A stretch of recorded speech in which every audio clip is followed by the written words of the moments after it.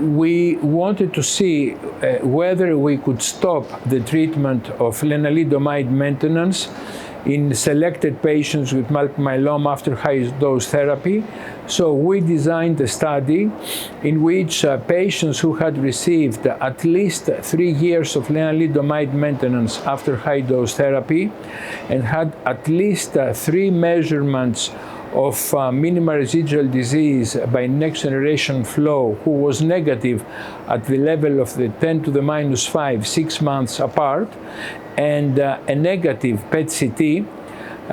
were asked to participate in a study in which we would discontinue lenalidomide and follow the patients both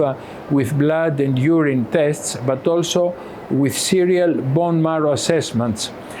The plan was to see whether we would have a sustained MRD negativity despite discontinuation of lenalidomide. If a patient became MRD positive, we would reinstitute lenalidomide alone and follow the patient. So what we saw is that with a median follow-up of approximately 3 years, 2.5 years after discontinuation of lenalidomide, about 12% of the patients had conversion to MRD positivity. So we are confident that this cutoff of sustained MRD negativity for and at least 3 years of lenalidomide